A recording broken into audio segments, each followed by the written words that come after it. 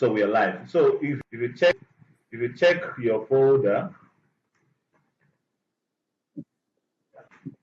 today is weekend. I really need to wrap up early so I will have time with my family and also go for choir I rehearsals. can look good. No, I can look good.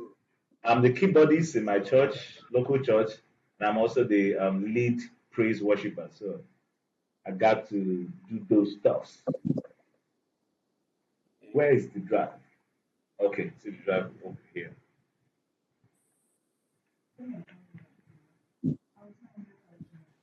Like I was saying, sorry, my network was bad. Can you hear me, Mr. Brown? I can hear you now. So just join the discussion. Okay.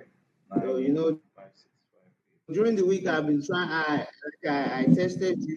I've been trying to scan. I scanned the machine, and it's always coming up, bringing me something that I don't understand. Okay. Yes. So I remember you said that. submax is the same. I told you that the submax is always the same, but the IP address itself always, each time I refresh, it changes. Yes. That's my major question. So I want to know why. I encountered such challenges during when I was at you guys stage, and I'll tell you how I solved it. In fact, everyone should listen very well. Solving challenges in cybersecurity is a norm, and your greatest, I don't know what I've told you guys before, one of your greatest tools are the search engines. Create a persona or a profile with ChatGPT so that any discussion you have with it, it can curate and keep unique information about it. Okay, and for example, during my what's it called malware analysis, this is my own. Go on. That is not- Sorry about that. So during my malware analysis, I use this particular thread.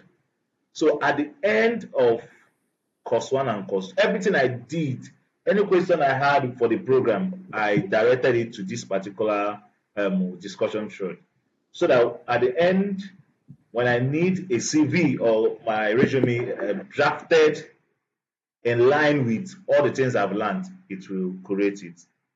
Also, VM session aborted fix. If I have any fix, if I have any specific or discussions that are not interrelated, it, it will design it for me. For example, the social media, what's it called, post I did, see where I created it from.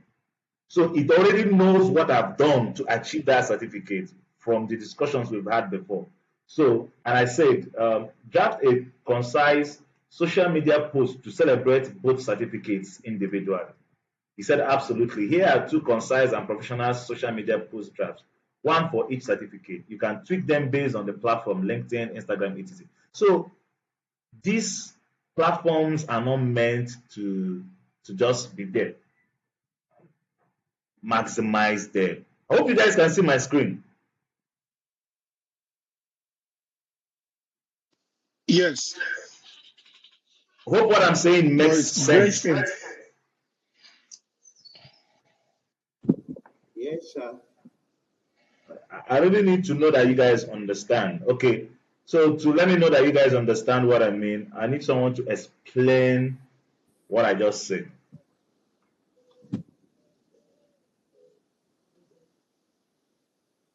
I think Mr. Posh should go. Someone should explain what I just said. I was explaining something, so if you to know that you guys understood what I said, someone should explain it. Mr. Paul should go. Mr. Paul, are you there? Why are you calling them? They asked the question, it's a general question. This person, you just said someone should explain.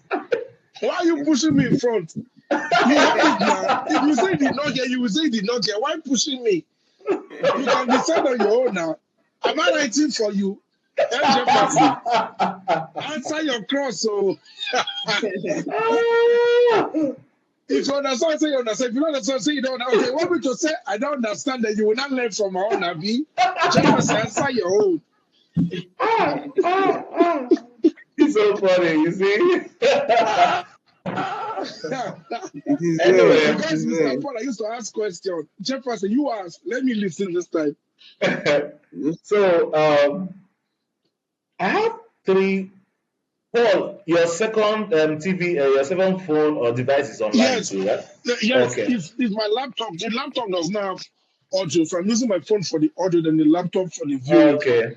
So I'm Yes. going to recap what I said this time around slowly. So just listen carefully.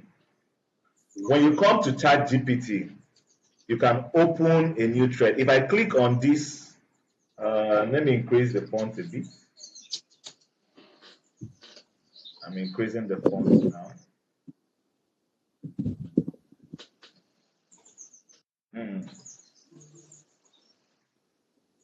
Okay, so I believe it's a bit bolder now. So if I click on this button, it creates this new discussion for me. So everything I discuss with or any challenges I had during my malware analysis training, I brought them to ChatGPT and we trashed it together. Now, ChatGPT as an AI assistant is not always 100% correct, but that 90% insight and assistance it gives you saves you a lot of time, saves you a lot of mistakes, and it gives you more options for trials and getting the results. Do you understand? Yes. So, if you have, as we are going through these practical sections, in fact, practicals are one of the places where ChatGPT can be very, very nice for you because most of the things you should go to Google to search for, it already has clues about them. Now, what do I mean? Let us start. Let me start a new chat so you see what I mean.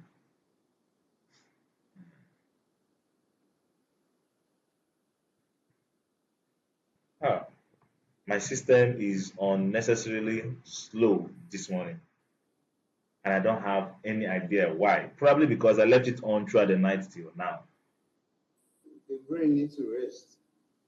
Okay, so I could ask it. First of all, you tell it who you are. Say, I am a cybersecurity intern doing a bootcamp series with cyber security trainer, and I will love to share more details about the bootcamp with you and also seek your guidance in cases of what's it called assignments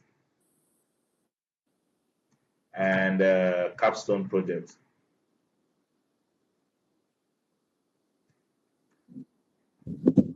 Okay, so there are so many typos, but trust me, it is smart enough to know um, how to correct them. But you can also just correct the typos. Um, guidance. Okay, so when I send this, someone should read the reply.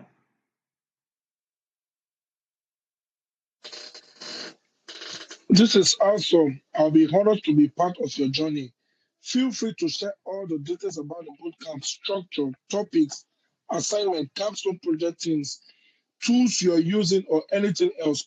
Once I have a full picture, I'll be able to guide you better, whether it's brainstorming ideas, working through practical labs, review reports, or helping with tricky assignments. Is that not what you guys seek? Because Yes. that's what I seek even when I was doing my own training. Okay, so now let's say, um, um, Jeff, let me have your issue. You said you are having what's it called? Your IP address is constantly changing whenever you refresh your Yes, network, right? yes. Once I Okay, let me reach ask it. the Kali Linux, Yes, change. okay. Now, watch what I'm going to say. I say, I am having challenge getting a fixed or steady IP address reading during my network scanning with, what's the tool you're using? Nmap, right? Yes, Nmap in my Kali Linux. Each time I refresh, I get um, um, what do you get? New IP addresses, or they just randomly scatter them among the devices? yes. It scatter. It just scatter them among the devices. Okay, I get. And it can be ending with 103. Once I refresh, it can end with 104 or 102. Okay, okay, I get. Each time I refresh, I get a new assigned IP address for my devices connected to my home lab setup. What are you using? Wi-Fi or router or hotspot? Wi-Fi. Okay, A router is Wi-Fi. yeah, and I am using a router. So I'm going to send. You can see what I typed, right? Yes, sir. Okay. Kali, let me get this correct. Scanning assigned IP address home labs. So I'm going to click enter. So you see how the help. So now, Jeff, read it out. Gotcha. That's a pretty common situation in home lab environment, especially when you are working with DHPC as a dynamic host configuration protocol. By default, router assigned by dynamic IPs to devices, which means every time a device reconnects or you restart things, it might get a different IP. Exactly what you are saying with Nmap. To keep a steady fixed IP for your devices, you have two main options depending on your setup. So you see that what you're looking for is the solution is out there. And these are the things that should keep you busy within the week.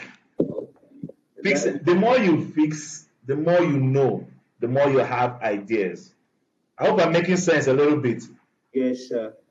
Yes, sir. So, so I'm going to share this chat thread on our Yes, on the. please, sir. What you yes, I need that. What you just typed, like I need it. Okay, just share it so that I can copy from there. Yes, I want to send it to our WhatsApp group. So when you open it, you can either clone the discussion or copy out the discussion from there and start your own new discussion. So that's what I'm going to do now. Send it to our WhatsApp group.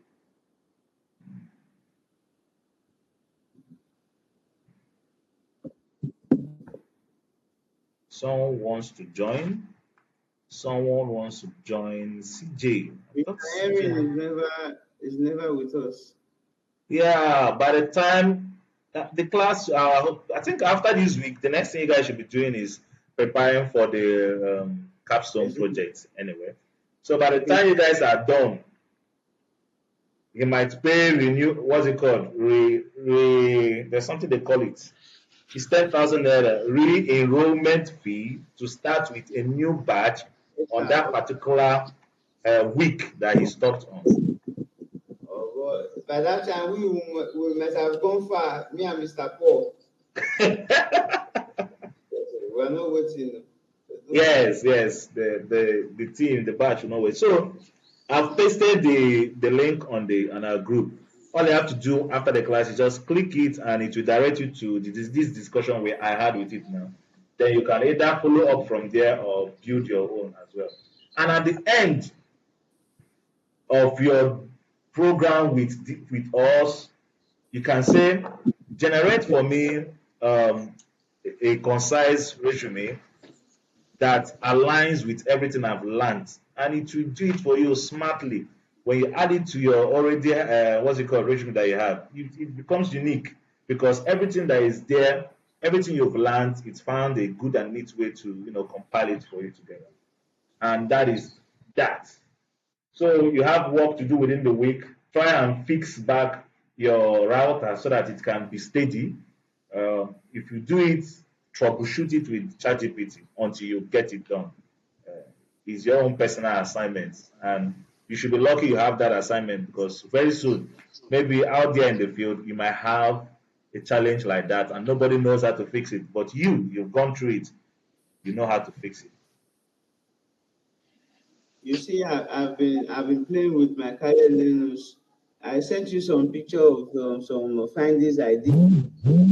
Yeah. I saw it. I have very little time to look at stuff that I did not plan my time on, but I just have to look at them, either nod or put you fire, give you fire thumbs on, and go ahead. Don't mind me. So, Mr. Paul, I believe we are all good, and let's kick off today's class so we could.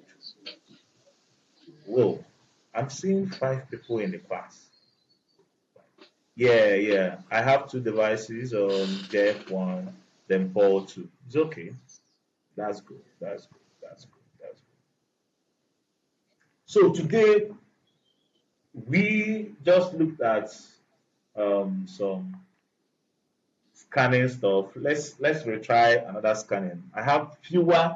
Today I'm connected to the router, so I'm going to do just a short scan on the router and see what is obtainable.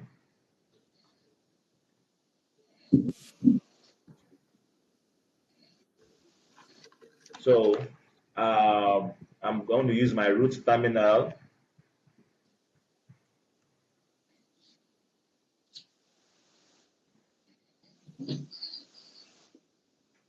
Okay, so first of all, I will run to find my IP address. What should I use?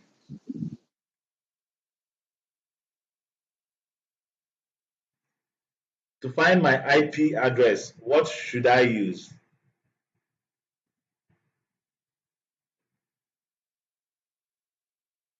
Paul, can you remember?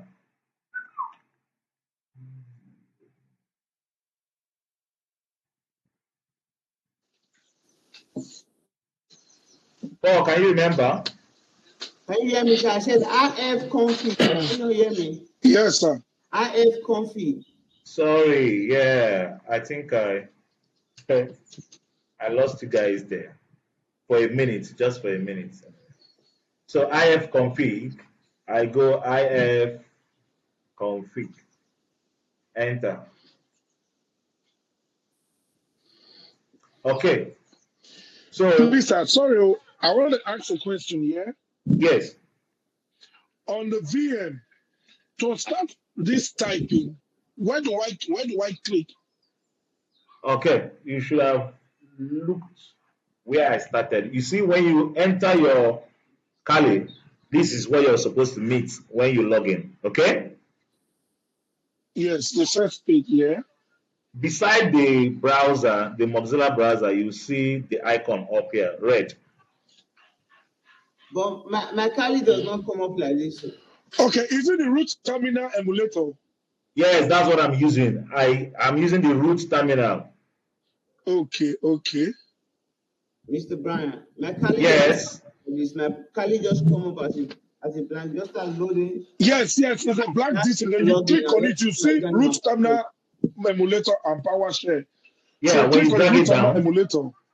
when you drag it down, by the time you keep on choosing the root terminal for a while, it now becomes permanent there. But when you drag it down, you use two of them. You see the PowerShell, you see the terminal emulator. So I'm using this. Can you hear me, Mr. Brian? What did you say? I said my Kali does not start like this. It just come up as a blank space and load and ask me to put my username and password.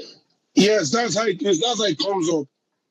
Okay. Then when you put your username and password, what else happened? It works perfectly well, just the way yours is working. Yeah, mine too did that. When I boot it, it asked me for my username and password. Then when I click to use the root terminal, it also asks me for username and sorry, my password, because now I'm trying to use administrative purposes or rights. You grab. Yes, sir. So let's move on. Let me open my. So once you open it, you do your what's it called, if config. And you click on enter. Yes, click on enter. So if you guys remember, we had let me take this back to, yes, our router. This particular router is what I'm connected to right now. So we might be getting the official results that are explained here in our manual. That reminds me, Shibi, I wanted to show you guys where the materials are before something else took our thoughts. But after the class, just ask me about it.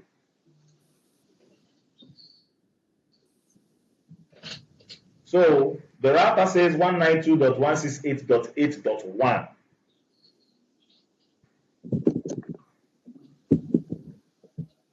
My Kali has 192.168.8. What? 102. 102. Yes. So now let me see if I can find the router's the router's IP address. I told you guys is called what on the Kali? The broadcast. It's called the broadcast ID. In Windows, Yes. it's also called the gateway. So, but let's even do a random scan to find out all the IP address that are here. Let's do. How do I do the full scan? What's the command? Nmap Slash dash sn SN 192. 192.168. 168.138.0/24. That's the previous. What's it called? No, it's nmap dash SN dash 192.168. No, you don't have to. You don't have to cram it on your head. What I'm going to do is It's already there. use the IP address of the Kali first and find some of the other devices that are around it. So I'm going to use 168.8.102 first. 168.8.102 slash 24. 24. Let's see what's going to come out.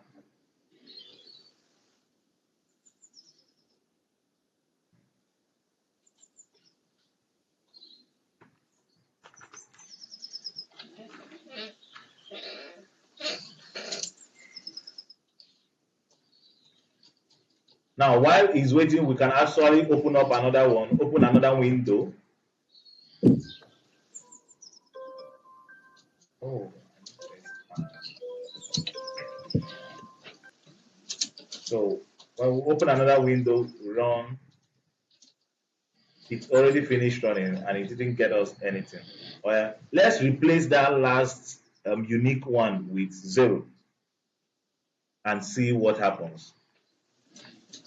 So we do dot 0.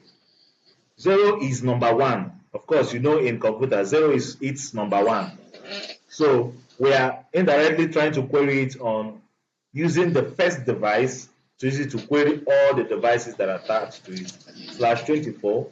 And we should have multiple devices that are connected here, including the router itself. I have the router, I have my Windows laptop, then of course the Kali, then also the phone. Okay, my phone is not connected. I don't know whether the second phone is connected. How many did he bring out? Just one. He's still circling back on 102.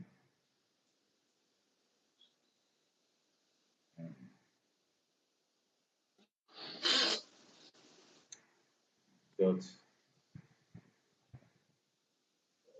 168.0.24.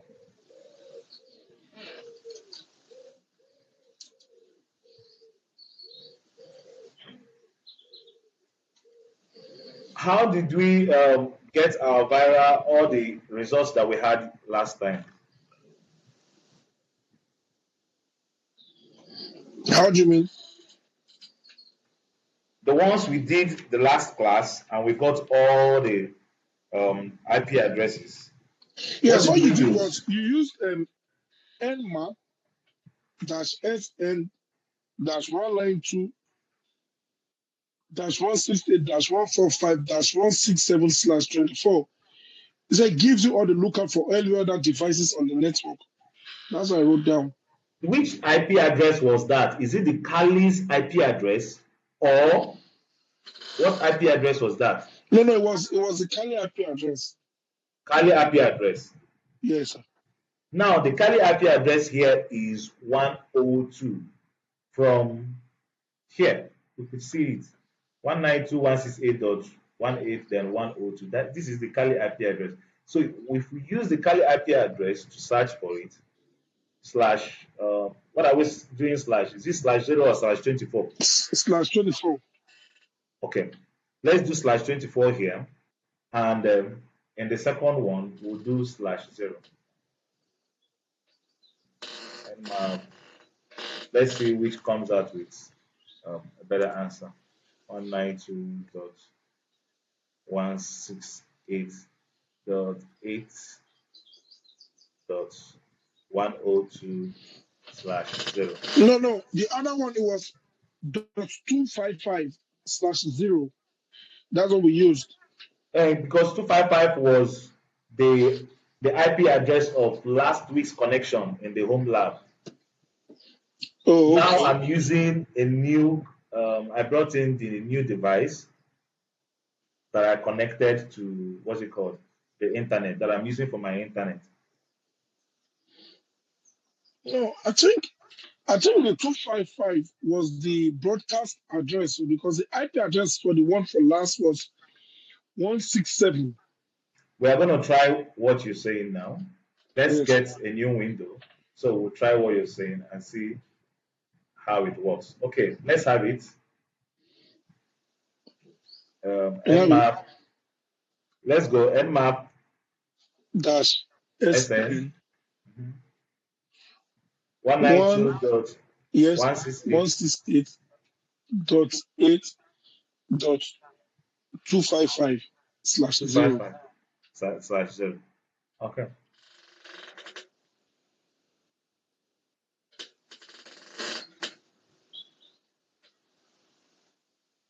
Let's go, let's go, let's go, let's go, guys. Let's go, let's go, let's go, let's go, let's go. Let's see who's gonna come up with. Call is ending in 15 minutes. We've not even done anything.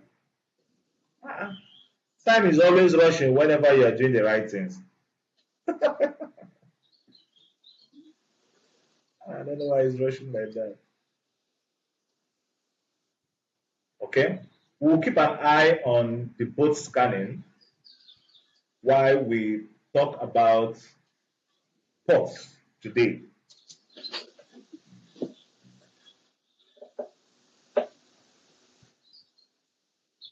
Scanning is something you should be very conversant with. In fact, you should do it almost every day. You scan, look at Nmap, what's it called? Scan list. There are so many other types of scans that you should be able to do, not just scanning your network. I think is under the tools to install in our folder. In our folder, there is yes. We are about to talk about the folder again. So that's it. Folder. Okay. Okay. Down here for installation guide,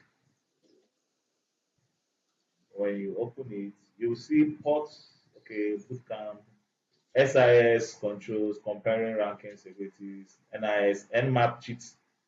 You see Nmap cheat sheet. You see it?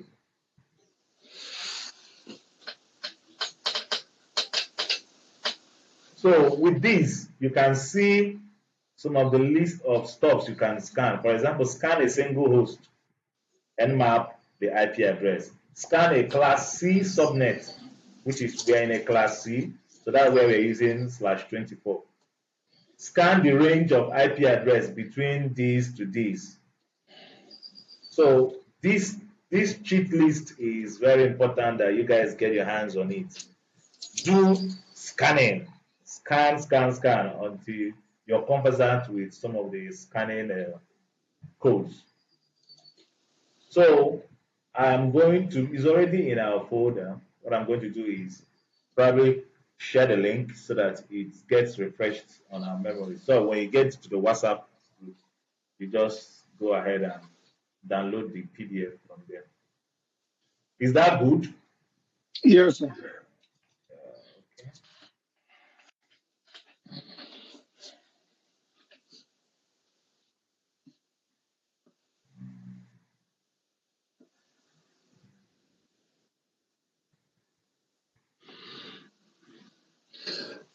Sir, I scanned my own. I followed the instructions. I said the Nmap -SN -192.168.1.133/24. And the result was, they said you have 8 hosts up. It scanned Fantastic. me, gave me the 8 hosts on it. Fantastic. So what did you use? Which IP address did you use? Is it the No, IP address of your Kali? Yes, I use the IP address for my Kali Slash what? /24.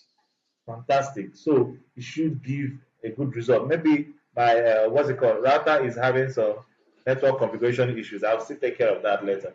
So it's nice that you get attuned with all this and understand how it works. At least when something is wrong or happening, you should know how to how do they call it? Look at the minor stuffs and know where the issues might be coming out.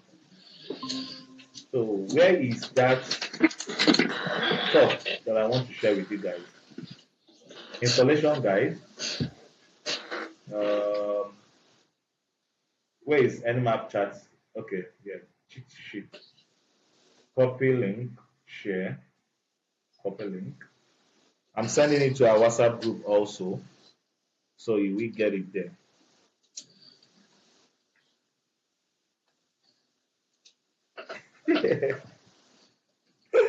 I just saw a message that made me laugh. How many of you want to share the laughter with me? Would like to hear from me. I asked my wife for some money, so she sent it. We both have a group for keeping records.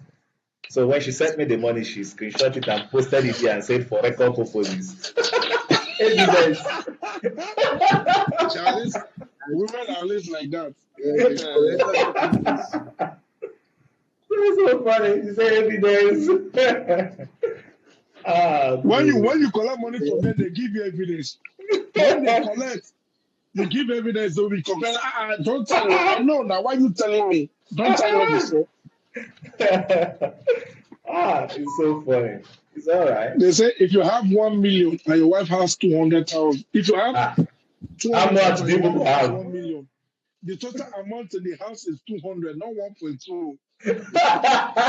that It's is a money. that is marriage mathematics. Ah, If you are our not money is ready to our money. accept, Her money is your money is our money. Her money is her money. if you are not ready to accept that mathematics, don't even bother going to marriage. No, no need, no need. No, anything she says is yes, even when she's wrong. Accept it Ah, first before you correct her later. oh That's the yeah, only way you have peace. If not, it's war. yeah. You know, a couple of weeks ago, we had this discussion in a marriage matters class in the church, and the pastor explained exactly what we talked about now, and said, "But you see, a lady, your work is to help. You can be earning 100,000, what's it called, dollars, and your wife is earning 5 million. She can help you with $5 million. She's a helpmate. A wise woman helps the husband, regardless of what the husband earns. So even if you are the one earning higher, she can still help you with the little she brings, and it is still much. So you see, that is why marriage. I don't really like the way the white guys they do their marriage, but from Africa, a man who is the head of the family is the head of the family. The wife supports and gives her full support, and everything goes well. And this Oyibo something. Yeah, I know today. Bros, when you are here, you don't have a choice. They say when you're in Rome, you act like a Roman.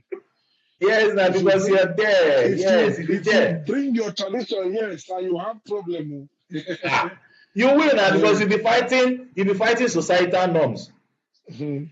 Yes, you'll be So fighting it. instead, So the greatest thing you can do for yourself is understanding. yes, Be slow to act and slow to speak. yes, yes, yes. So and funny enough is just don't laugh. What I want to do with the money is for her. Okay. It does not matter. It Is does it? not matter. I want to As I far want as you to are the get one something collecting for it, her, as far and as you are the one collecting it, you are the one owing. that's very interesting. It's very very interesting. Okay. If she borrows money from you to fix something for the house, you know that's not borrow, it's dash. Yes. If you borrow money from her to fix something from the house, it's borrow. If you borrow money to do something for her, it's borrow. So women don't stick to Okay. the word borrow. Yes. So let's move ahead.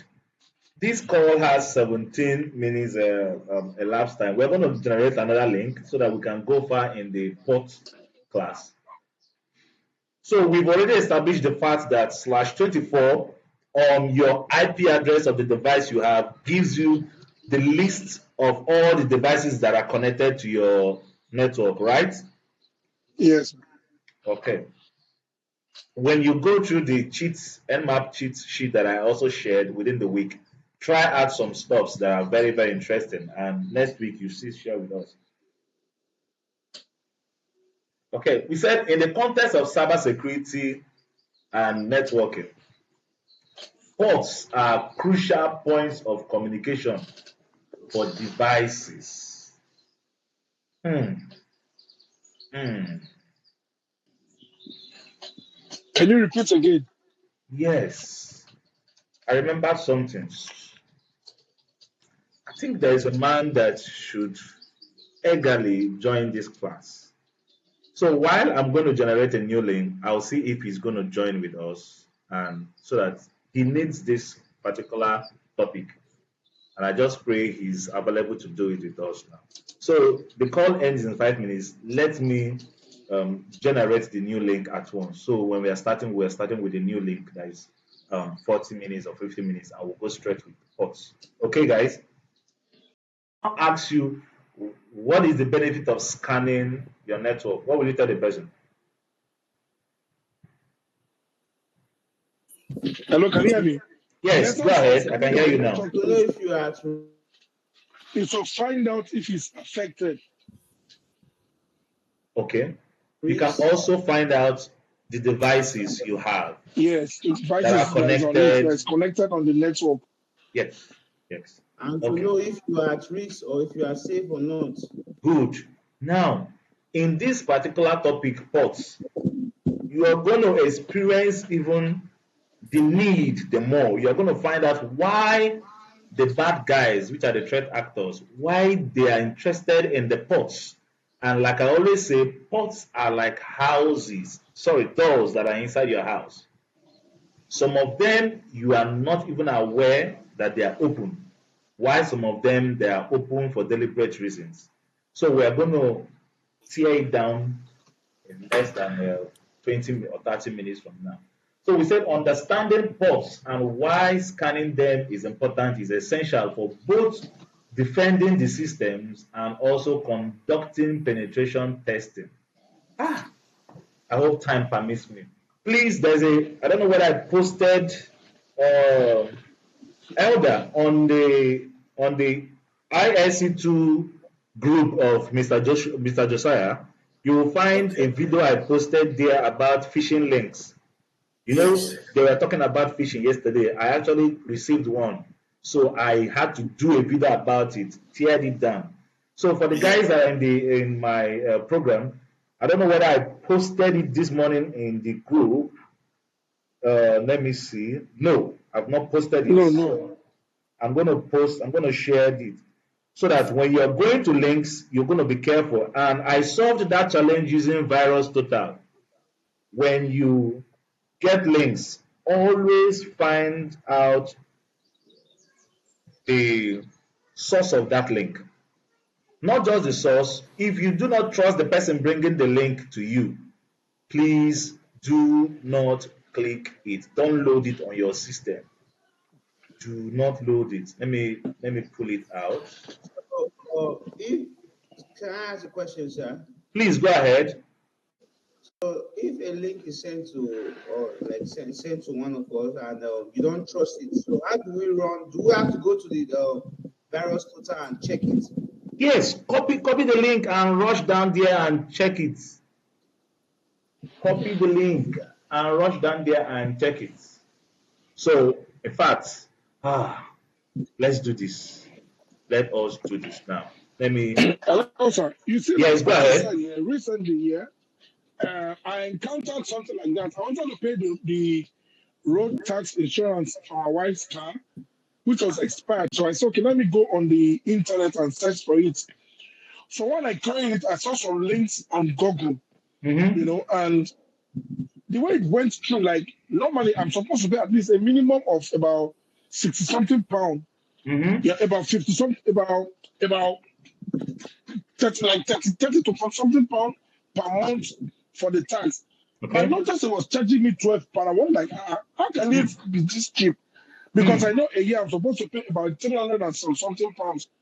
So my Mm-hmm. own answer, okay, let me verify the authenticity of it. I remember Mm. you gave us that link. So immediately I posted it on that link. As it scanned, it just showed phishing. And I said, You oh, showed thank God for red. this class. So, you know, he saved me because if not, by now I would have put my credit cards and before you know, it was Oh beating yeah, me on a Paul. regular, Oh yeah, Paul. So You are sending thank Mr. you very Brian. much, sir, for You are saving me. sending Mr. Brian a bottle of wine. So after class, No, call me no and problem, sir. No problem, sir. so look at guys. I want to open my because I've already pushed that mail as a spam. So it came from Jennifer. For those that are always on the what's it called dating sites. So she kept on sending the email with this particular link. So I grabbed the link. I was very careful not to load it. Control C. I grabbed this link and rushed down to our virus total,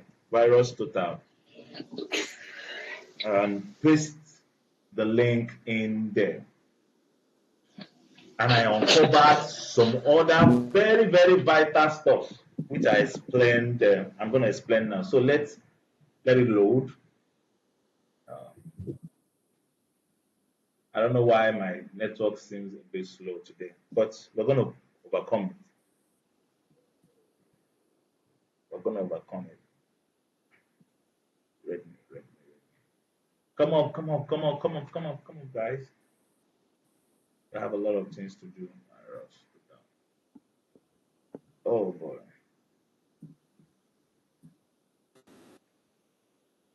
Oh man.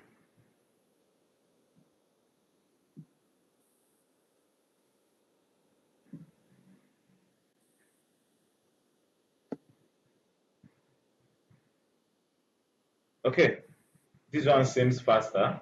I don't know why you have to. Okay, I was doing it on the VM. Okay, guys. Now I'm going to paste that link. So you guys can see very well, right? Yeah, yeah. So once I pasted it and I sent it, I saw red when it finished scanning. I said, oops. Oops.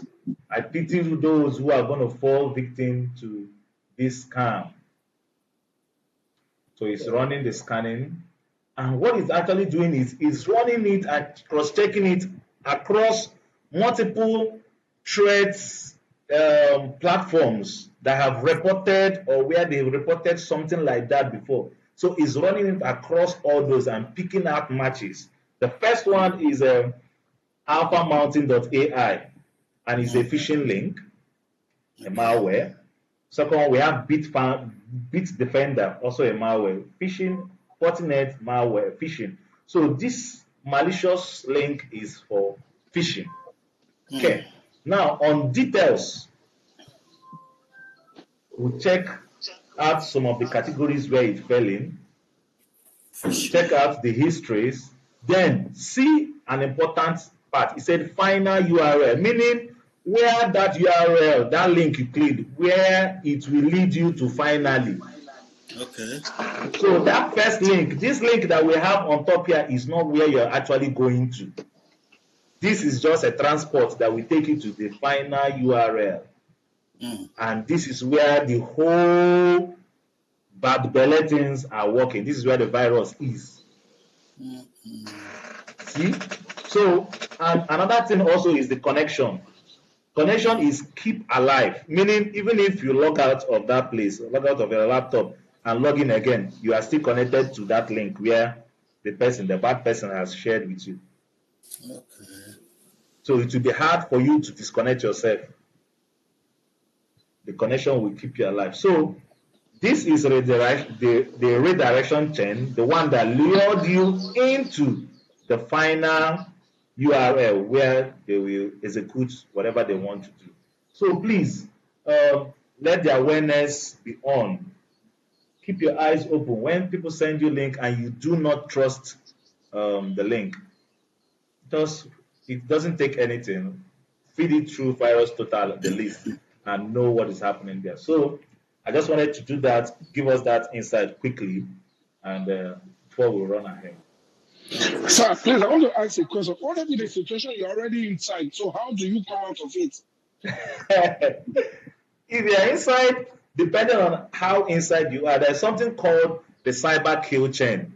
Oh, this is part of after this bootcamp, after this beginners bootcamp. That's when you'll be hearing things like this. Cyber kill chain is, let me open it up for you. Cyber kill chain.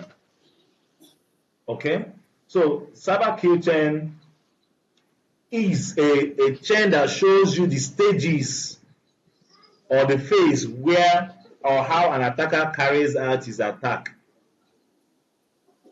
So when you are trying to save someone, you will know which particular level or stage the person is inside that trap. Okay. Then you can now say, okay, this is how to stop it from entering the next stage, and this is how to save it from the already loss that you've already had. Don't know whether it makes a small sense to you. Yeah. Okay. So the first is reconnaissance. Reconnaissance is gathering information, and people can gather information openly, and also they can even attack you to gather information about you. And that is why when you scan a network without any legitimate reason, you might be accused for having the wrong reasons. So that is why during our home lab, you scan your own lab. Scan what you own. Because when you come scanning people's stuff, there must be a reason why you're scanning it. Either you want to know how to attack it or know the security level it is. So they do some reconnaissance, which is scanning to know information, gather information. And after gathering the information, they will now use those information they gathered and build a specific weapon to attack. Then they enter stage 2, which is intrusion. They force themselves inside. Once they enter, they start exploiting. As they're exploiting, they are gaining more privilege and escalation. They're entering more places. So, under lateral movement, which is number 5, they are gaining even more ground, building their household, their hold inside that system. Then, obfuscation and anti-forensics, they will start hiding their tracks. Number 7, they're looking for a way to dismiss. And number 8, they've done and lifted up the things they want to lift up. So, when you notice an attack, you have to be, as a cybersecurity personnel, to know which level you are in that attack and how to prevent yourself from it so that it wouldn't go further. Like I said, after your bootcamp, beginner's bootcamp, this is where you start. There are those platforms that I told you guys that will assist you people to keep on doing some basic trainings on your own and be solving some basic skills where you're going to meet. There are some topics that are based specifically on cyber kill chain. It's a course, you just read it and see everything about it. So in order not to chop much of our time today, it's interesting that it also came up and we know about it. Okay, so we said that understanding ports and why scanning them is important, is essential for both defending systems and conducting penetration testing. Let's break it down. What are ports? A port is a logical endpoint in a network communication that allows devices to connect to specific services running on a system. They are endpoints. They are like doors that allows specific devices, or that allows devices connect to specific services. For example, you're using your Microsoft, it runs to fetch something from your file, from your folder. It does this, it wants to print. So all those running around that the laptop or your system or your phone is doing, it is doing them through endpoints. Okay. Some of them are randomly kept open for those purposes. Some of them are specifically kept for internet connection purposes. So that is what we are talking about. When two devices communicate over the internet or on a local network inside your home lab, they send data to each other using IP addresses, okay? But for data to reach the correct application or service on that device, that communication must go through a specific door called port. Any question? Yeah, maybe like you want to send an email. Yes. And that email, you need like a picture to attach there. Then it will request you from your email to go into the gallery to get a picture and paste in that email. Is that what you are trying to describe to us? As yes, that movement, every movement that your device makes, it goes through endpoints, and those endpoints are doors. Okay. And that's why you can't see them with your physical eyes. Okay. They are endpoints. So for every service it wants to fetch in and out of your laptop or your system, it goes through these endpoints. And that is why I told you that these endpoints, they are as much as 56,000 plus. in any network device or device that accepts internet. So we're going to find out that. Now, types of ports. We have literally two types of ports. We have TCP ports and UDP ports. So the TCP ports are transmission control protocol ports. And more likely they are reliable and connection-oriented communications. They are used for reliable and connection-oriented communication, more especially when you are surfing the internet. For example, you use your Google and you're sending message online, you will use a transmission, the computer will use a transmission control port, in short form TCP. TCP is going to be coming up like 1 out of 7 or 8 statements you see in cybersecurity. You will see TCP around it. TCP, UDP. Now, HTTP is, I hope I've not closed that our link that we found that lady in. Let me see. Okay. If you watch the link, it started with HTTP.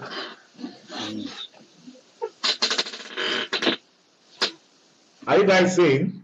Yeah. Yes. Yeah. Have it at the back of your mind. This link started with HTTP. Okay, no problem. We'll come back to this. Just have that at the back of your mind. So, reliable connections and connection-oriented communications, they use services like HTTP, HTTPS, FTP, FTPS, etc. Why UDP, User Datagram Protocol? They are used for connectionless or used for faster, less reliable communications. Most times used for DNS. DNS is domain name system. I think.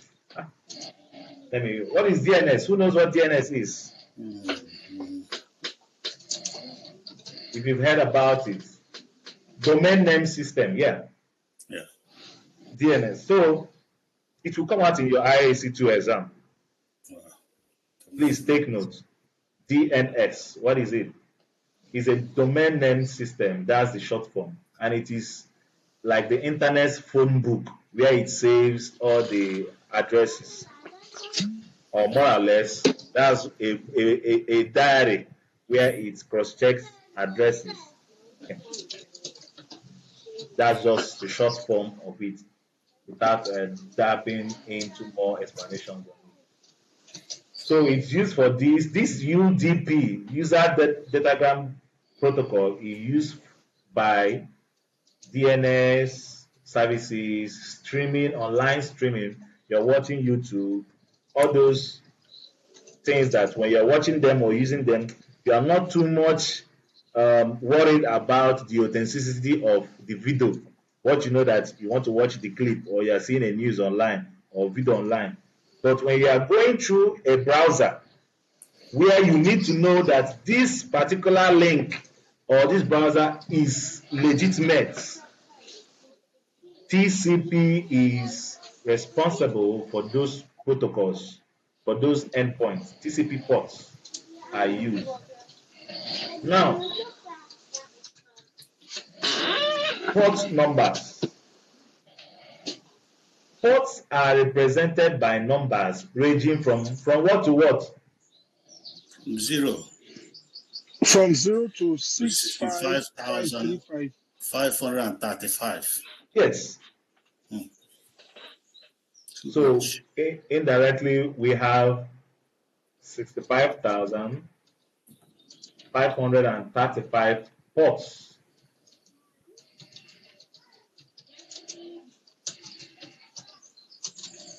And Elder, if you can remember when I was telling you a bit about it, I said that these ports can be in 3 states. Okay. They can either be open Closed. or closed Locked, no? Filtered. Filtered. Yes. Yeah. The third part, they can be filtered. And filtered means you can't tell whether they are closed or open. And why is that possible? Because they are being passed through a VPN or an antivirus, which blocks the searcher or the scanner from finding out whether they are open or closed. So when you scan your network of ports, you can only see the ones that are closed and open. Then the remaining might just be filtered or blocked away from your eyes to see. So we say that the ports are represented by numbers ranging from 0 to 65535. Then we also have well-known ports. Like I told you, some of the ports are well-known that are kept specifically for some specific purposes. Ports number 0 to 1023 are reserved for system services. Example, HTTP uses port 80. It doesn't change unless the thief goes in to do extra work to reconfigure the whole thing. But on default, HTTP uses port 80, which actually is not secure. When you are on a website and the address of that website is HTTP, just be careful of the kind of information you share on that particular website, because HTTP is not secure. Insecure. Oh, is it insecure or unsecure? Unsecure. Okay. On. Okay. Unsecure. Now, which one is secure? The one that has S behind it. Yes. So we have the HTTPS is the one that is secure. And oftentimes we've noticed that even the bad guys, they found a way to send you a secure link that directs to an insecure page. See? So you just have to find out, just be aware. Most web browsers like Mozilla, they will also tell you when you're about to enter a page that is not secure. They will show you. First of all, let me zoom in so that you see the bar. Oh, you can't see the bar. It's only zooming in the document.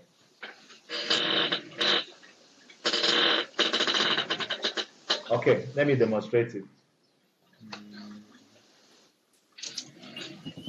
If this is your search bar for your internet, where you search for information, for example, let's say you're searching for www.cnn.com.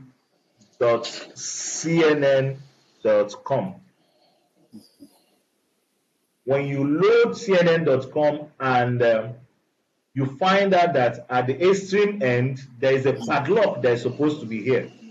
Okay. If that padlock is not locked, it means that site is unsecure. And it will show you a sign of, hey, this site is unsecure. Be mindful of what you put inside there. It will show you a warning sign. Even with HTTPS. No, HTTPS is the one that is secure. Okay. With HTTPS, the lock will be there. That padlock will lock very well. Okay. For example, let me take a screenshot of this.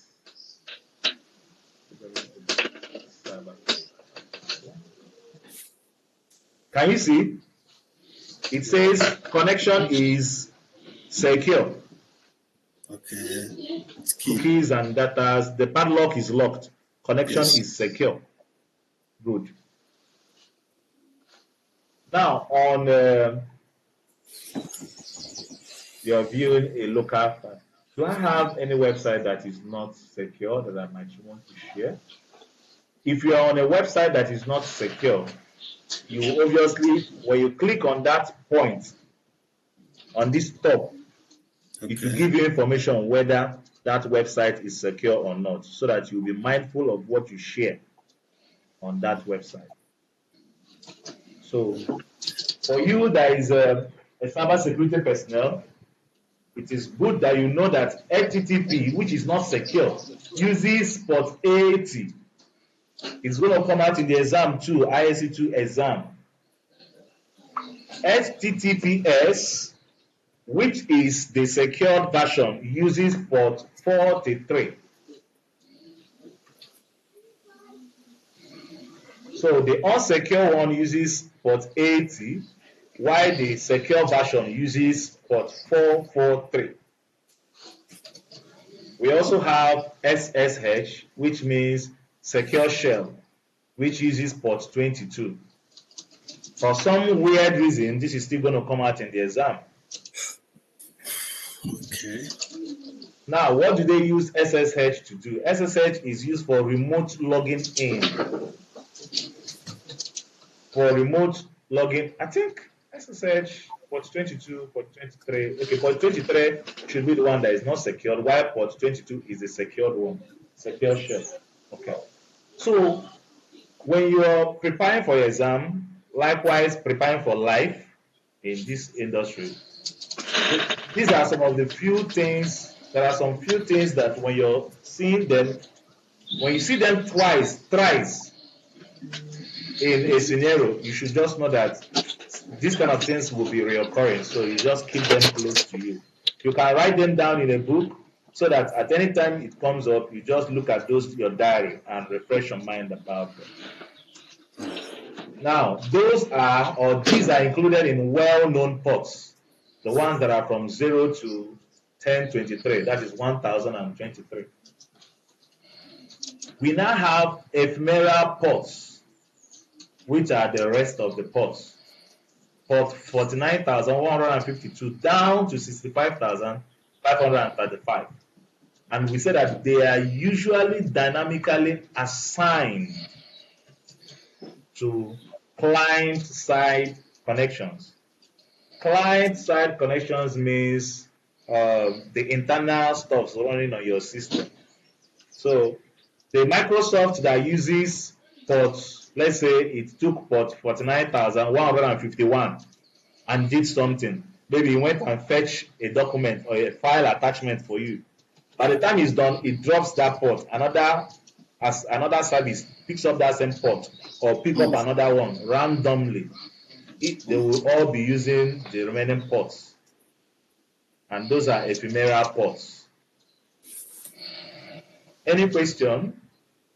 Definitely there will be question even in the future.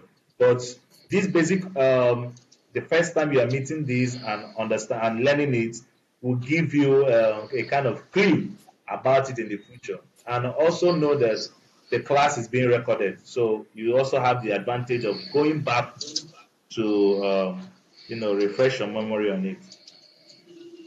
So any question before we go ahead? So you mean the ephemeral ports are the ports that where they can take any type of, they can switch ports at random. Yes. They don't have particular ports assigned to them. Yes. They don't have any particular service assigned to them. Okay. They are randomly chosen. Mr. Paul, any question? Yes, sir. No, sir. Jefferson, any question? I hope Jefferson is not sleeping. No. Today's class is very interesting. You shouldn't sleep. Okay, let's go into why are ports important in cybersecurity. Ports are critical because they define what services are available for external devices to connect to. They are critical because they are the ones to decide or define which services are available.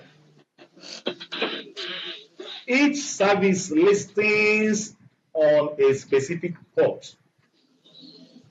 Your internet connection, connecting to the internet, or one of your services on your phone that wants to connect to something else, they listen to specific ports to know which ports are open. Then they can connect and do what they want to do. And all these things happen in split seconds. That's just the funniest part. So each service listings on a specific port, and open ports can potentially become what? Entry points. Yes, for attackers. They can potentially become entry points for attackers if they are open without being secured. So, key reasons for port scanning. Why are we going to be scanning our port? Jefferson, if you're there, read number 1. He's not around.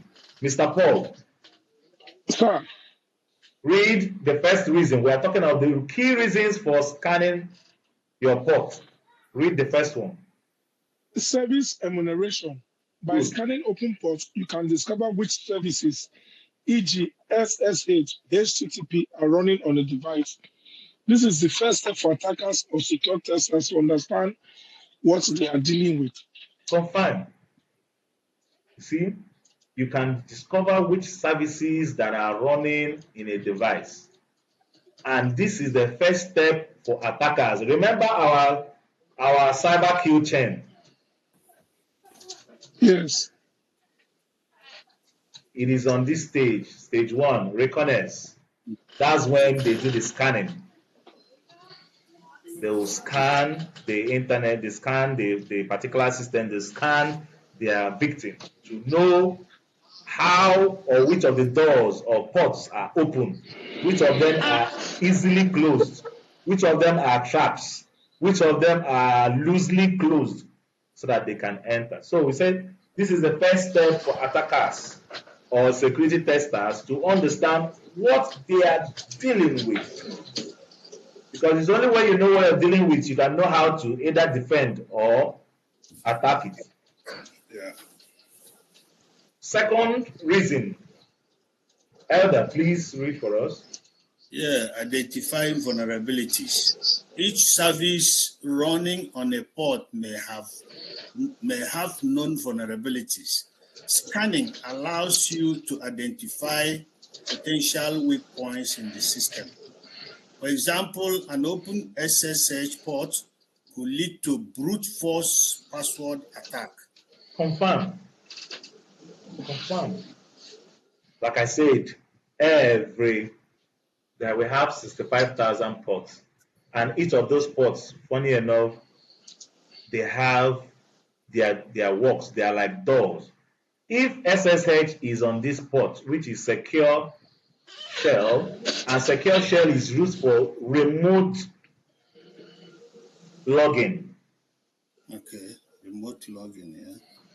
Secure shell is used for remote login, meaning you want to log into a system remotely. Secure shell is used, and it is port 22. Yes. If your port 22 is not securely secured, an attacker can use it and enter this system and take over the system.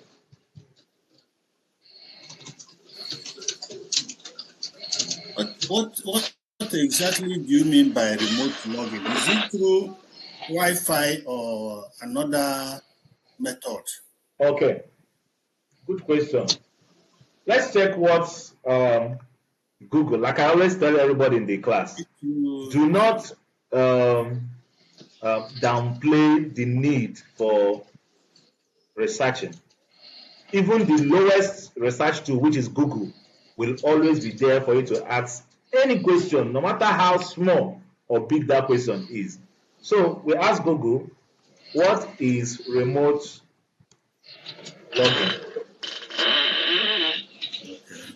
in SSH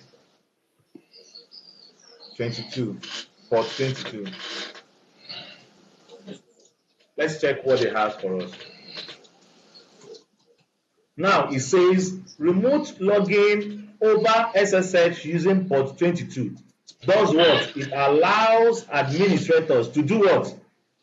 Securely manage and access computers, servers, and other devices from a remote location. Fantastic. So that is what remote login means. It actually says or means what it says. Meaning administrators can use and manage their systems from wherever they are in the world without being physically there where those servers and system is. Now, how is this achieved? How is this possible? It says this is achieved by establishing a what? An encrypted connection that encrypts data sent between the client and the server, meaning the two of them, ensuring secure connections. Communication. That means somebody must be at the end point now. No, that is why it's remote. There is nobody there. The client and the server means you are the person that is trying, you are the administrator. Let's say you are in Hawaii taking a break, and the system you want to access is in Germany. Okay. Now, an encrypted connection point is set up and is set up using SSH port 22. You can use this port number while connecting to the internet specifically for this machine, that machine you want to log into, and you connect the machine. Not just connecting to the machine, you will assume control of the machine. I think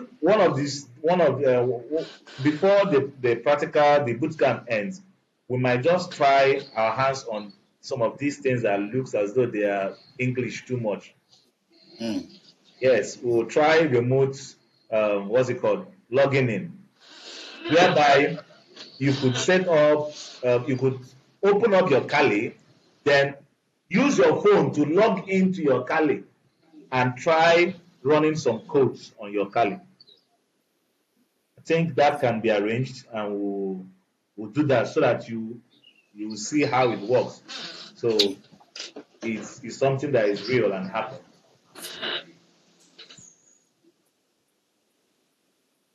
So, like you said, each service running on a port may have vulnerabilities. Scanning allows you to identify potential weak points in the system. So, when you are scanning your port, you are looking out for those sensitive ports that are very, very sensitive to your system, just like this port 22 SSH. You have to ensure that it is not open. Even if it is open, it is encrypted or it has some secured encryption on it so that it will not be easy to manipulate by the adversary. Another reason for scanning ports is attack surface management, which says if a device has too many open ports, you see, if a device has too many doors open, it increases what? The potential ways an attacker could exploit it. Yes. So the solution, limiting the number of open ports reduces the attack surface. So when you have more open ports on your system, your attack surface increases. When you have lesser ports that are open, your attack surface reduces. Another reason is for compliance and hardening, system hardening. system handling is going to come up small in the exam. System handling is actually the process of uh, hardening, just like the word says, is a process of making a system stronger, security-wise. Hard. So to make it stronger, Yeah. security-wise. Not even from the Mecca. You said? Not from the Mecca of the equipment. No, the maker gives you default settings. Yeah. My Wi-Fi comes with default password and what's it called? Default password and username. And I know most routers come with default password. You see admin. They'll tell you when you get your router, it's most likely come with username. They'll tell you to put admin, password, admin or password, or they'll tell you to put password. So that is why when you now log in, you are now expected to change and update your your detail, your credentials, so that it will be stronger than just what the default says. So Paul, can you remember your default password and username for your Wi-Fi? I don't know. I remember. So who set it up for you? No. This Wi-Fi, it came with it's not the normal user Wi-Fi password that came.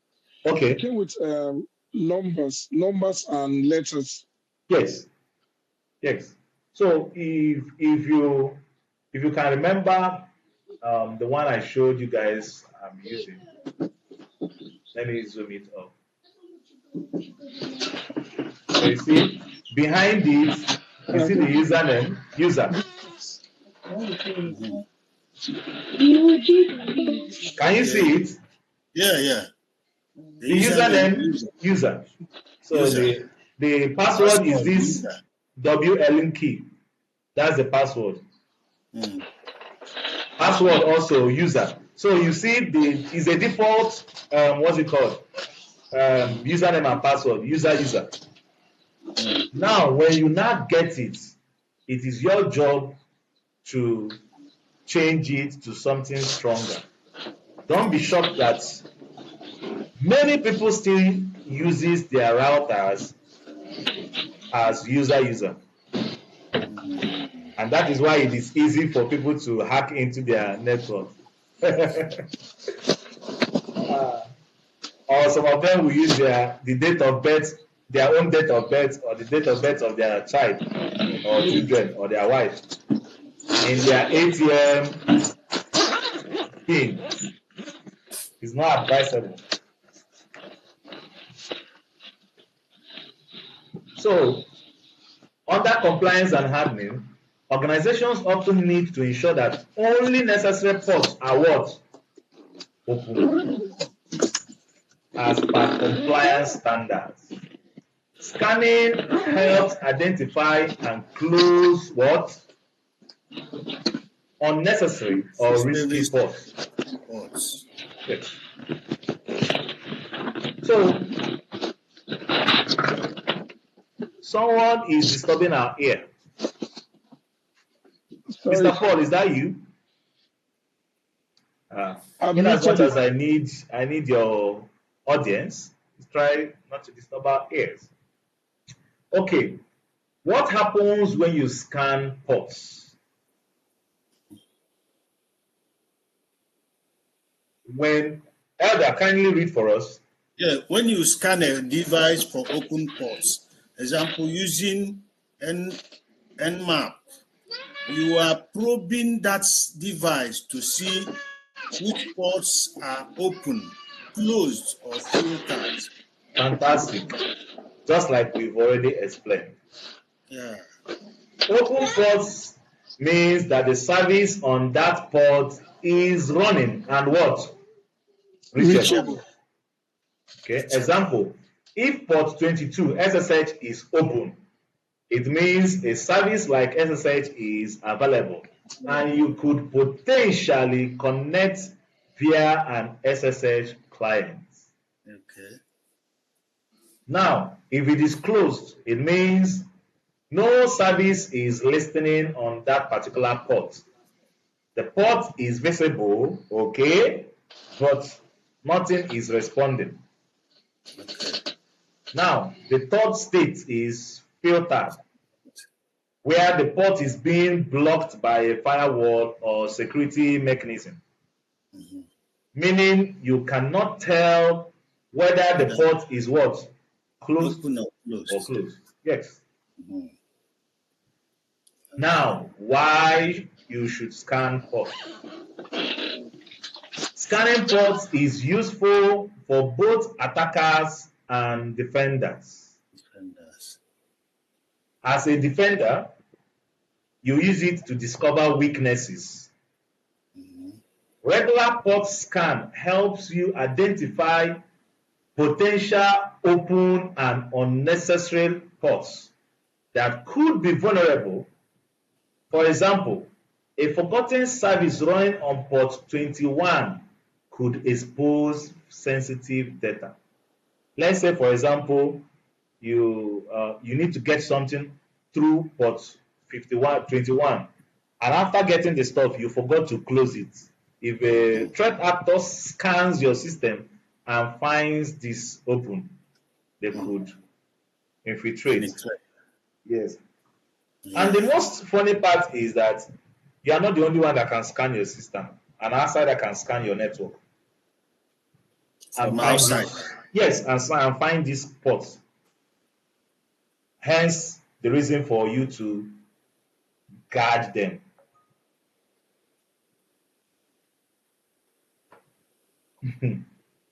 How can somebody stay outside, have no any connection with my network, can scan it?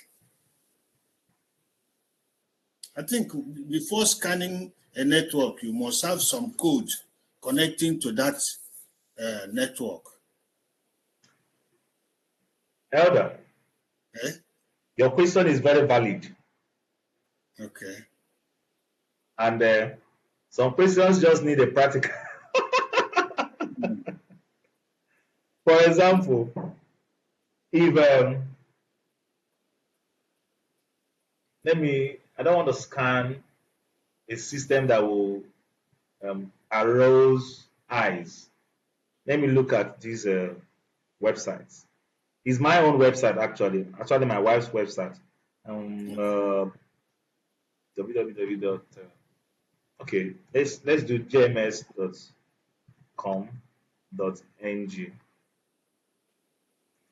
This website.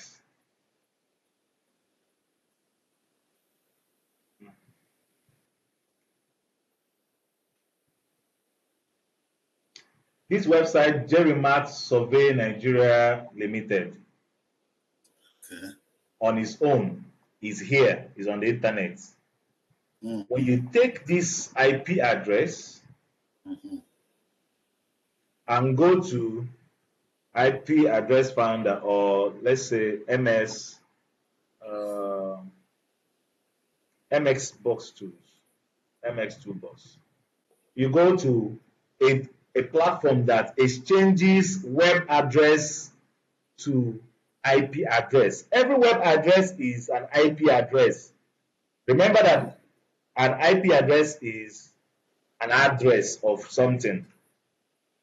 So web address or website is also an address of that website. So you can actually search or scan an address.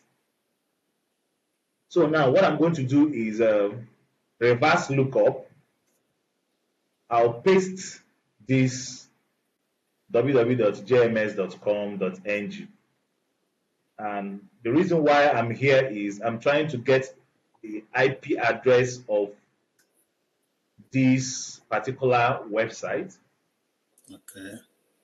So that I can scan it.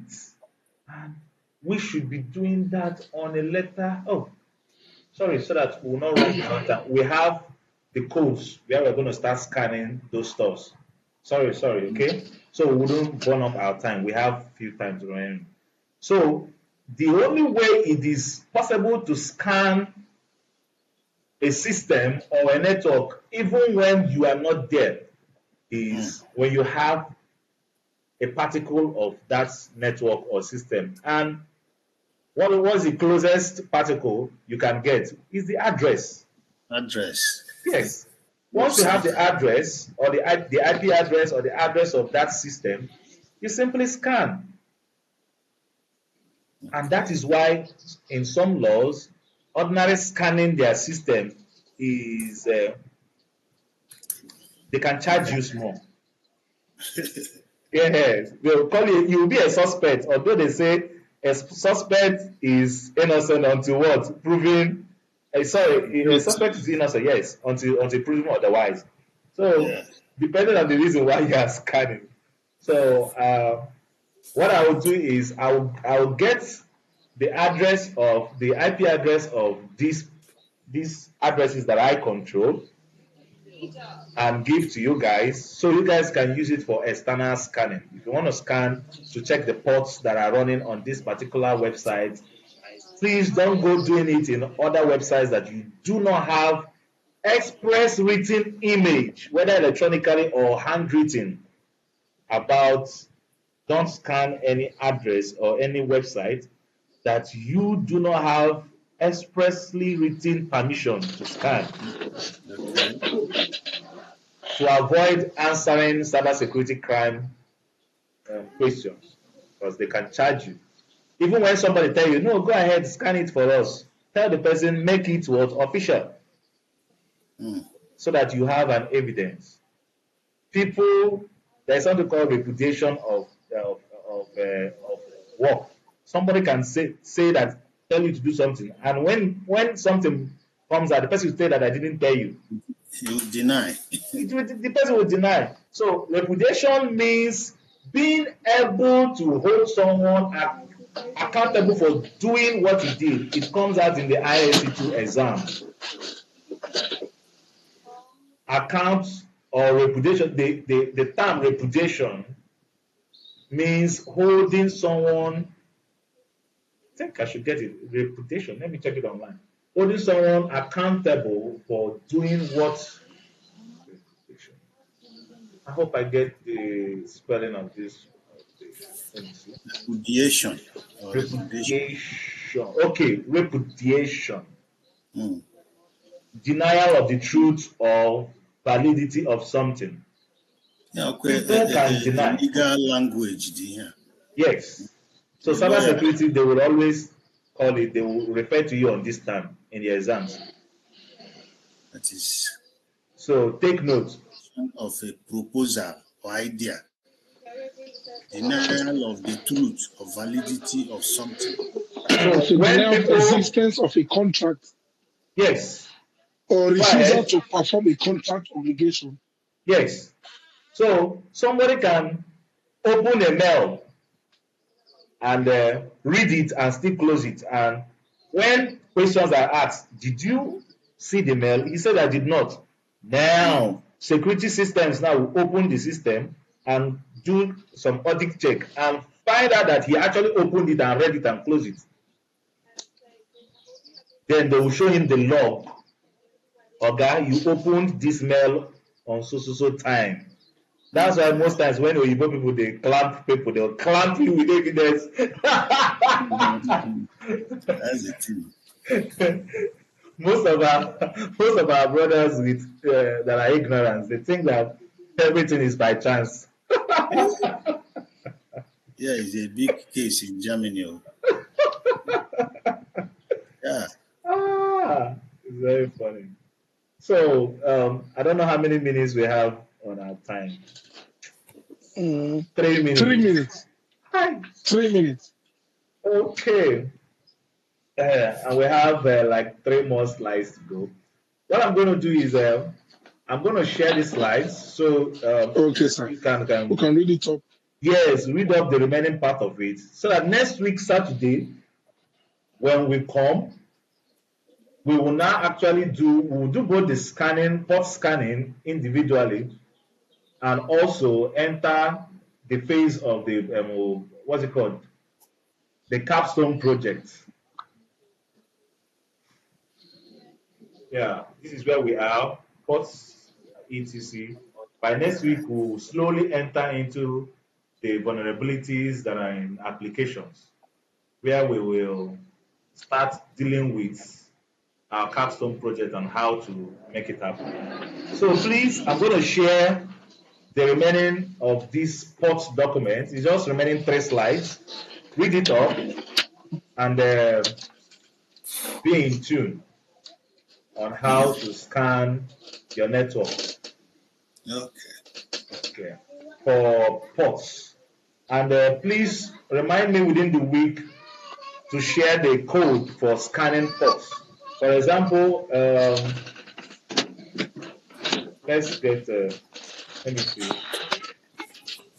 IP, IP address. In 2 minutes, IP address checker. In 2 minutes, IP address checker. Oh, really, really.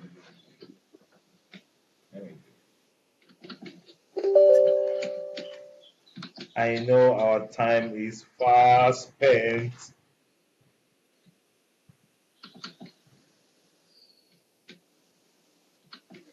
Now, for me to check, run a basic port scanning, we already know the nmap.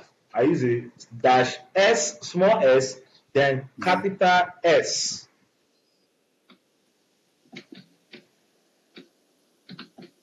Then the IP address that I want to scan. So let me use our first address. That is 192.168.8.102. So let's send it and see whether it's going to run faster. And our time is less than 1 minute. But everything all being equal, I'm sharing the document so that by next week we're good. Ah,